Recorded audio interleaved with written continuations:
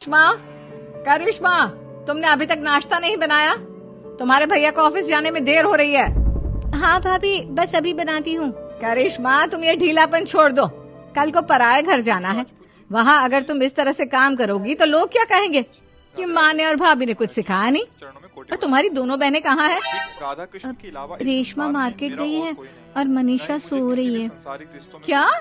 सुबह के 8 बज रहे हैं और ये महारानी अभी भी सो रही है? ये कहते हुए सविता अपनी सास दुर्गा देवी के पास जाती है। माँ जी, देख रही हो अपनी बेटियों के तौर तरीके? क्या हुआ बहू, सुबह सुबह क्या कर दिया मेरी बेटियों ने? अरे एक तो अभी अभी उठकर किचन में गई है, दूसरी सुबह सुबह बाहर चली गई और तीसरी अभी तक सो रही है। क्या करूं मैं इन तीनों का? मैं तो परेशान हो गई हूँ। जा जाकर उठा उसे और रेशमा से मैं बात करती हूँ। सविता सीधा मनीषा के कमरे में जाती है और उससे कहती है, महारानी जल्दी उठो, सूरज सर पर आ गया है।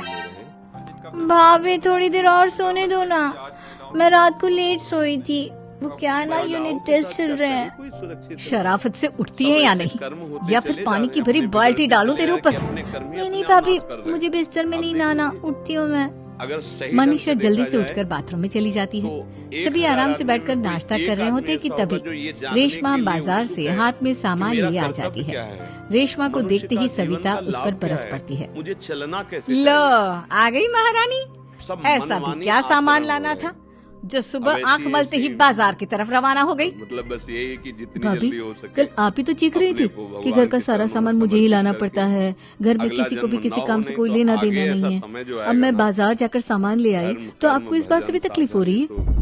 देख रही हो माँ जी अपनी बेटी की जुबान कैंची से भी तेज चलती है। और मयंक, आप तो कुछ कहेंगे नहीं अपनी लाडली बहन को। रेशमा, अपनी भाभी से ऐसे बात नहीं करते। चलो माफी मांगो। भैया, मैं क्यों माफी मांगू? आप भाभी से बोलिए ना कि हम पर कम हुक्म चलाया करे। हम इस घर की बेटियां हैं और आपकी पत्नी की ननद है, नौकरानी नहीं। लो कर लो बात। इनकी भलाई के लिए कुछ भी बोलो तो इन्हें बुरा लग जाता है।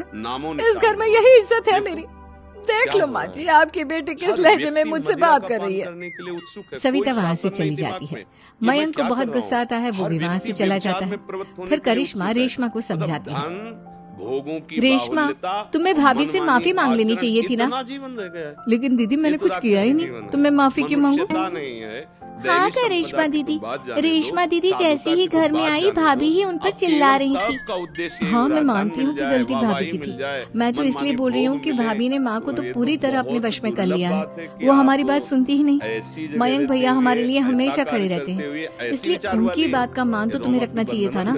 कोई फायदा नहीं दीदी, कुछ दिनों की बात और है, भाभी उन्हें भी हमारे खिलाफ भड़का देंगी। फिर वो भी माँ की तरह हमारी किसी बात का विश्वास नहीं करेंगे। इसी तरह सविता अपनी तीनों ननदों को किसी न किसी बात पर परेशान करती रहती थी। एक दिन मयंक अपनी तीनों बहनों के लिए गिफ्ट लाया। करिश्मा, ये तुम्हारे लिए हार का सेट। रेशमा, तुम्हारे लिए सुंदर सी ड्रेस। और मनीषा, तुम्हें किताबें पसंद है ना, तुम्हारे लिए किताबें लाया हूँ। थैंक यू भैया, थैंक यू भैया, थैंक यू भैया।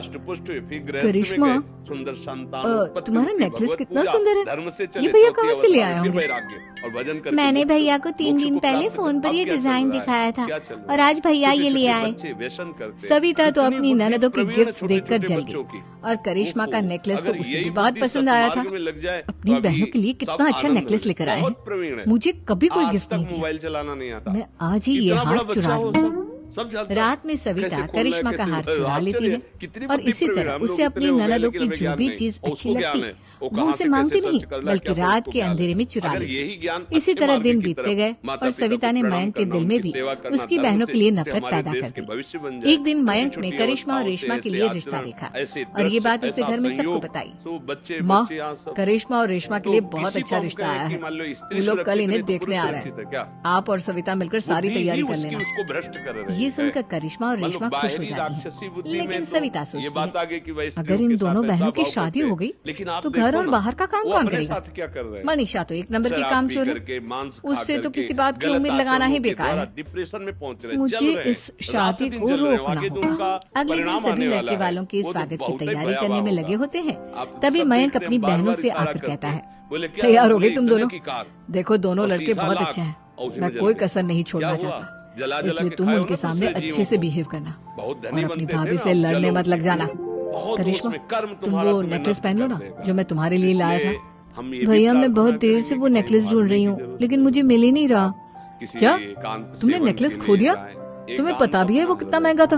तुम कोई काम ढंग से नहीं कर सकती। मयंक गुस्से में वहाँ से चला जाता है। थोड़ी देर बाद लड़के वाले भी आ जाते हैं। वो दोनों बहनों को पसंद कर लेते हैं और रिश्ता पक्का हो जाता है। लेकिन सविता के दिमाग में तो कुछ और ही खिचड़ी पक रही थी। वो पंडित जी के पास करिश्मा की कुंडली लेकर जाती है और उन्हें पैसे देकर करिश्मा की कुंडली बदलवा देती है। जब लड़के वालों के पास करिश्मा की कुंडली जाती है तो वो दुर्गा को फोन करते हैं। बहन जी, हमने करिश्मा की कुंडली अपने पंडित जी को दिखाई थी। आपकी बेटी की कुंडली नहीं बल्कि दोषों का पिटारा है। लेकिन मैं और मेरे पति इन सब बातों में बहुत विश्वास करते हैं, इसलिए हम आपकी बेटी से अपने बेटे की शादी नहीं करा सकते। इस तरह करिश्मा का रिश्ता टूट जाता है और सभी घर वालों को बहुत दुख होता है। अब कविता सोचती है, चलो करिश्मा का तो रिश्ता टूट गया, अब रेशमा का भी रिश्ता तोड़ना है। क्या करूँ? अब सविता आवाज बदलकर किसी अननोन नंबर से रेशमा के होने वाले ससुराल में फोन करती है। चूक ना हो जाए।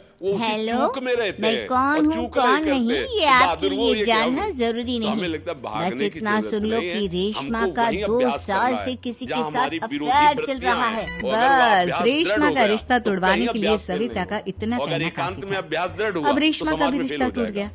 मयंक और दुर्गा देवी ने रेशमा को खूब खरी खोटी सुनाई और उससे बार बार उस लड़के के बारे में पूछने लगी। आज ऐसी हवा चल आप रही दोनों है मुझे क्यों परेशान कर रहे हो? कि अरे कोई कहीं लड़का भी होगा मेरी लाइफ में तो मैं बताऊंगी ना। जब कोई है ही नहीं तो कहाँ से लाऊं मैं कोई लड़का? नहीं है तो तेरे होने वाले ससुराल वालों को फोन किसने किया था? माँ, मैं नहीं जानती किसने सब फोन जगह किया था। वही मैं है। सच कह रही हूँ। वो आप मैं तो दर्द पहले ही नहीं कह रही है, थी तो इसकी सब लगाम जगह खींच माया कर ही रखो, माया है। लेकिन कोई मेरी बात सुनता ही कौन है? वृंदावन आप चुप रहिए भाभी, अब बम्बई से ये देख सब सकते आपका ही किया धरा है। लाइव अब तीनों बहनों को विश्वास हो जब जाता आप है मंत्र कि जपेंगे, ये नाम सब जप उनकी करेंगे, भाभी ही चिंतन कर रही करेंगे, है। तीनों तो बहनें आपकी अपनी दृष्टि भाभी में को वहाँ से सबक लेकर सिखाने यहाँ के तक लिए बीच में एक कुछ है ही वकील नहीं। कर लेती है केवल और सीधे घर में वृंदावन हिस्सा में मांग बैठेगा। देखो भैया, वृंदावन की लीला माँ बाप दिखाई की देगी। जायदाद में अगर जितना यहाँ बेटों का है हक होता है और आपका दोष उतना ही दर्शन होने बेटियों लगा का। कि यहाँ भी लोग कैसे इसलिए हैं, इस घर के कैसे 4 हैं, हिस्से तो आपका होंगे चिंतन और भी हमें होगा। अपना अभी हिस्सा वहाँ चाहिए। है तो इतना है कि मैंने संसार तुम्हारे तो लिए ऐसा क्या-क्या ही है, नहीं किया। लेकिन भगवान और तुम इस घर भगवान में का हिस्सा धाम मांग और रही हो। नाम, ये तो भैया, महामहिम है।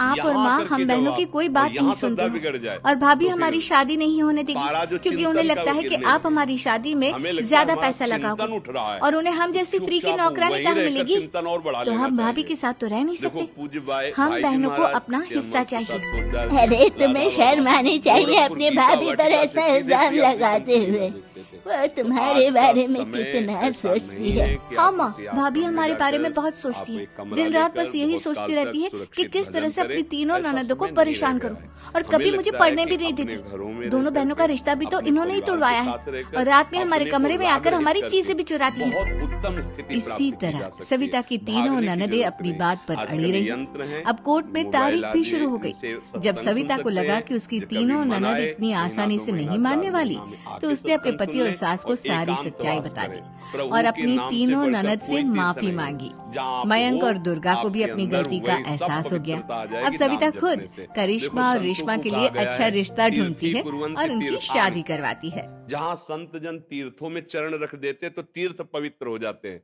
तो क्यों? क्योंकि उनके हृदय में नाम चल रहा है। बात समझना, नाम चल रहा तो उनमें इतनी सामर्थ्य कि लोग तीर्थों में पवित्र होने जाते हैं और वो तीर्थों को पवित्रता प्रदान करते हैं। जब श्री भागीरथ जी गंगा जी को प्रसन्न किया तो गंगा जी ने 2 बातें कही कि एक तो मैं ब्रह्मलोक से नीचे गिरूं